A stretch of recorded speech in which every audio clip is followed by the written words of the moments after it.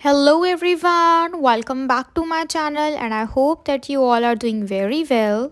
So in today's video, we'll be discussing a poem which is written by William Butler Yeats and that is Leda and Swan, जो कि एक बहुत ही ज़्यादा famous poem है। तो इस पोएम को शुरू करने से पहले हम जान लेते हैं हमारे पोइट के बारे में, जो कि हैं William Butler Yeats. He was an Irish poet, dramatist, and one of the foremost figures of 20th century literature. तो विलियम बटलर यीट्स जो थे वो आयरिश पोइट थे, ड्रामेटिस्ट थे और 20th सेंचुरी लिटरेचर के बहुत ही इम्पॉर्टेंट फिगर माने जाते थे। And he played the crucial role in the Irish literature, और इनका बहुत ही इम्पॉर्टेंट रोल है आयरिश लिटरेचर में। His work is characterized by its exploration of the themes such as love, nature, mythology, and the complexities of the human experience.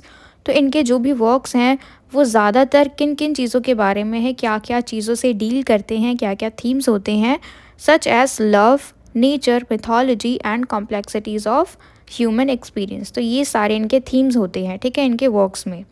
And one of the most notable aspects of Yeats' poetry is his use of symbolism and mysticism. तो इनके जो भी works होते हैं उनमें notable aspect क्या है इनकी पोइट्री के, तो वो है use of symbolism and mysticism. यानी सिम्बलिज्म का मतलब है कि ये चीज़ों को सिंबल के थ्रू बताते हैं, ठीक है, और मिस्टिसिज्म यानी रहस्यवाद, मिस्ट्री से जुड़ी चीज़ें। And he was awarded the Nobel prize in literature in 1923, making him the first Irish man to receive this honour. तो देखो, इनको नोबेल प्राइज़ भी मिला था लिटरेचर में इन 1923 और ये फर्स्ट आयरिश मैन थे लिटरेचर में जिनको ये प्राइज़ मिला था। And he was born on 13th June 1865 and died on 28th जनवरी 1939। इनका जन्म हुआ था 13 जून 1865 में और इनकी मृत्यु हो गई थी 28 जनवरी 1939 में। So it's all about the poet. अभी तक हमने इंट्रोडक्शन टू द पोएट जान लिया, अब हम चलते हैं हमारे पोएम पे। इंट्रोडक्शन टू द पोएम, हमारे पोएम का टाइटल क्या है? Leda and the swan. The story of Leda and the Swan is a famous myth from Greek mythology that tells the tale of Leda, a queen of Sparta, and her encounter with Zeus who transformed himself into a swan. तो देखो, ये जो लेडा and the स्वान है ये एक तरीके से famous mythology है, ग्रीक मिथोलॉजी, ठीक है। मिथोलॉजी का सिंपल सा मीनिंग होता है a collection of traditional stories, यानी इसमें काफ़ी सारी ट्रेडिशनल स्टोरीज़ होती है जो कि उनके कल्चर को भी रिप्रेजेंट करती हैं, लेकिन ज़्यादातर ये सारी चीज़ें जो हैं वो रियल नहीं होती। ये सारी स्टोरीज़ रियल नहीं होती हिस्टोरिकल और साइंटिफिक सेंस के थ्रू अगर हम उनको देखें तो ये सिंपली एक ग्रीक मिथोलॉजी है जो कि हमें स्टोरी बताती है लेडा और गॉड ज्यूस के बारे में। जो गॉड ज्यूस है वो अपने आप को ट्रांसफॉर्म करके आते हैं एक स्वान में, यानी अपना रूप बदल लेते हैं, एक हंस के रूप में आते हैं, ठीक है। And according to the myth, Zeus approached Leda in the form of a swan to seduce or assault her, depending on the version of the story. तो देखो, according to the myth, अगर हम इस मिथ की बात करें तो इसके अकॉर्डिंग जो ज्यूस गॉड हैं, ज्यूस जो है वो king of gods Greek mythology माने जाते हैं। तो ये जो है ये एक हंस का रूप लेके आते हैं लेडा को सड्यूस करने के लिए, असॉल्ट करने के लिए।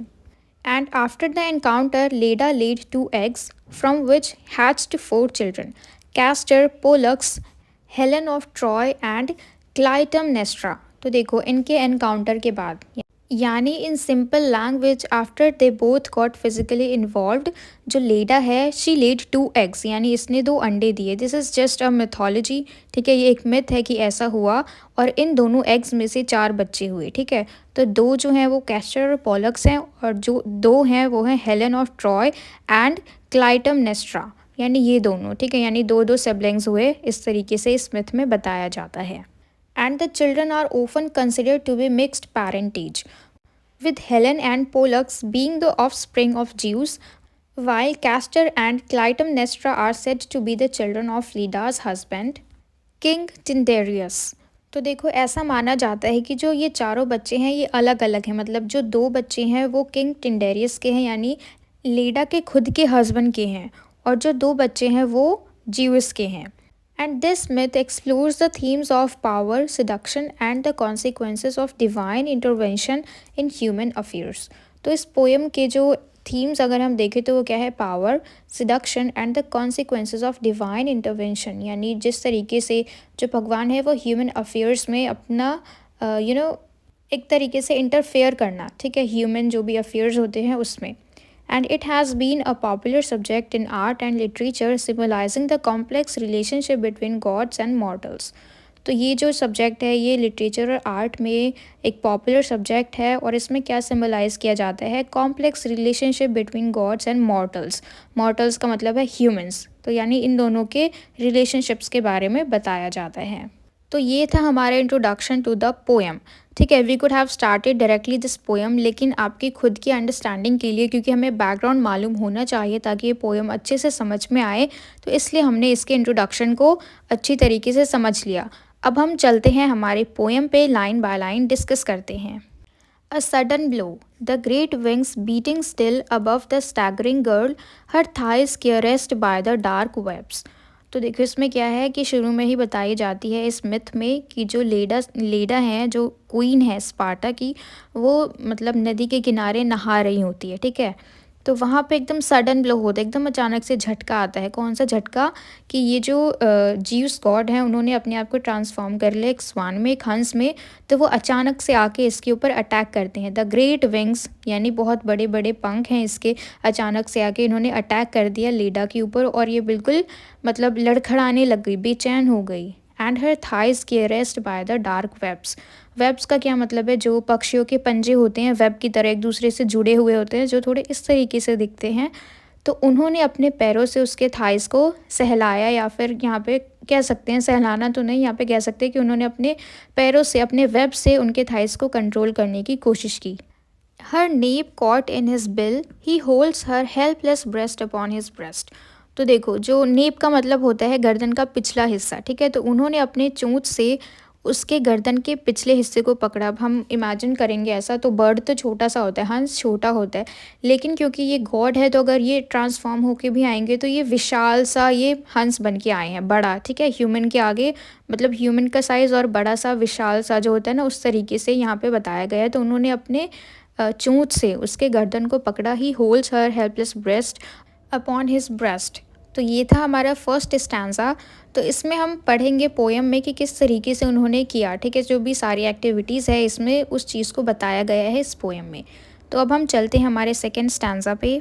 How can those terrified vague fingers push the beautiful glory from her loosening thighs, and how can body lead in that white rush but feel the strange heart beating where it lies. तो देखो यहाँ पे क्या है कि किस तरीके से जो टेरिफाइड वेक फिंगर्स, यानी डरे हुए हाथ जो है, उनकी उंगलियाँ जो है वो किस तरीके से उसको पुश कर दी, अपने से दूर कर दी। The beautiful glory from her loosening thighs.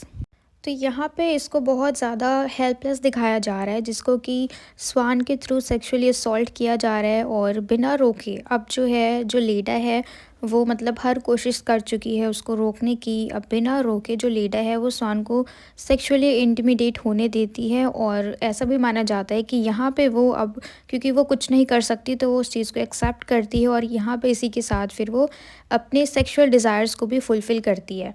तो देखो इसमें दो बातें हैं इस मिथ में, कि वो खुद से, यानी यहाँ पे होती है ना सहमति, कंसेंट, तो शायद ये सहमति है, और या फिर इसको एक तरीके से रेप भी माना जाता है, क्योंकि जो ज्यूस है वो अपना रूप बदल के आए, वो एक स्वान के रूप में आए, एक हंस के रूप में आए।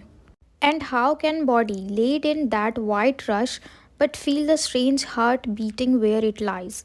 तो यहाँ पे जो लेडा है वो एक तरीके से लेटी हुई है, और यहाँ पे वाइट किस चीज़ को कहा गया है, वो स्वान को दिखाता है, ठीक है। हंस जो है वो वाइट कलर का है, और वो बहुत ज़्यादा जल्दबाजी में है, ठीक है, बहुत ज़्यादा रश कर रहा है। But feel the strange heart beating where it lies, और इसी के साथ साथ जो लेडा है वो डरी भी हुई है, और वो बहुत ही ज़्यादा स्ट्रेंज सा हार्ट बीट फील भी करती हैं। अब हम चलते हैं हमारे थर्ड स्टैंजा पे। A shudder in the loins engenders there the broken wall, the burning roof and tower and Agamemnon dead। तो देखो अब यहाँ पे क्या होता है, अ शडर, यहाँ पे जो कपकपी है ये किस चीज़ की है, कि ये जो लेडा है ये एक तरीके से इस चीज़ को एक्सपीरियंस करती है। ये जो शडर है, शडर का मतलब होता है कँपकपी सी, ठीक है? यानी डर जाना, बिल्कुल काँप जाती है ये। क्यों?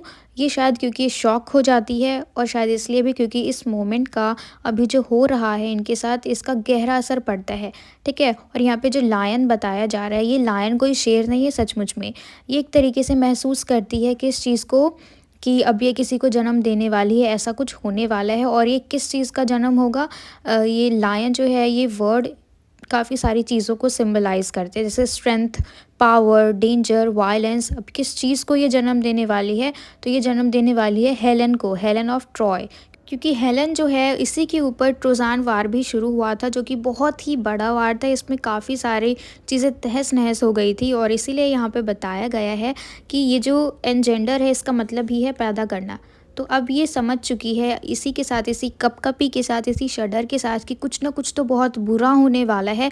इसको पहले से ही ये चीज़ महसूस होने लगी और इसीलिए यहाँ पे बताया गया है कोई ऐसी चीज़ ये पैदा करने वाली है जिससे कि द ब्रोकन वॉल, दीवारें टूटेंगी, द बर्निंग रूफ, जो दीवारें हैं, जो रूफ्स हैं, जो छत है वो जलेंगी, एंड द टावर, ये सारी चीज़ें ख़त्म होगी, एंड अगैमेम्नन डेड। और अगैमेम्नन ये कौन है? ये है जो हेलेन है उसका हस्बैंड होता है और हेलेन अपने हाथों से ही इसको मारती है जान से। तो इसको पहले ही ये सब चीज़ें महसूस हो गई। ये जो शडर है ये किस चीज़ का है? क्योंकि इसने एकदम से होता है ना आभास हो जाना, तो ऐसा इसको महसूस हुआ। तो अब हम चलते हैं हमारे फोर्थ स्टैंजा पे। Being so caught up, so mastered by the brute blood of the air, did she put on his knowledge with his powers before the indifferent beak could let her drop?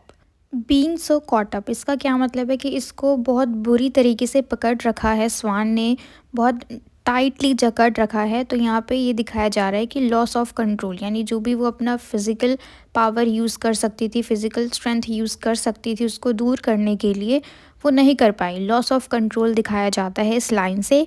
So mastered by the brute blood of the air, अब इसका क्या मतलब है कि यहाँ पे ये दिखाया जा रहा है कि कितना ज़्यादा वायलेंट है ये जो ज्यूस है, पावर ऑफ ज्यूस दिखाया जा रहा है, जो एनिमलिस्टिक पावर होते हैं। मतलब एक तरीके से हम यहाँ पे कंपेयर करें एक ह्यूमन को और एक एनिमल को, यानी जो बीस्ट होता है उसको, दोनों के पावर में बहुत ज़्यादा डिफरेंस है।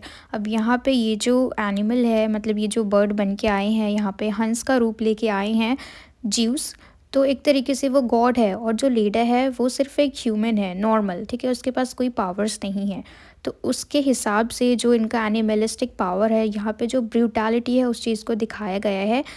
And did she put on his knowledge with his power before the indifferent beak could let her drop. इन दो लाइंस का क्या मतलब है कि देखो जिस तरीके से, जिस ब्रूटैलिटी के साथ, जिस पावर के साथ यहाँ पे इन्होंने जो जीवस गॉड है उन्होंने स्वान का रूप लेके जो भी किया, ठीक है? यहाँ पे दिखाया जाता है कि वो सब कुछ क्या था? Lack of emotional engagement, brutality के साथ किया उन्होंने। तो यहाँ पे दिखाया जा रहा है कि ये जो भी पावर था इनका, इनके साथ साथ ये जो भी किया इन्होंने, इनके साथ साथ क्या, इसी वजह से जो लीडर है उसके पास नॉलेज आ गई इनकी, ठीक है? यानी जो इनका जो ये सेक्सुअल एंगेजमेंट है और इन्होंने इतना ब्रूटैलिटी के साथ किया, क्या इस पावर की वजह से जो ज्यूस की नॉलेज है वो भी इसके अंदर आ गई। Before the indifferent beak could let her drop, इसका क्या मतलब है कि she is caught in a moment that could have devastating consequences.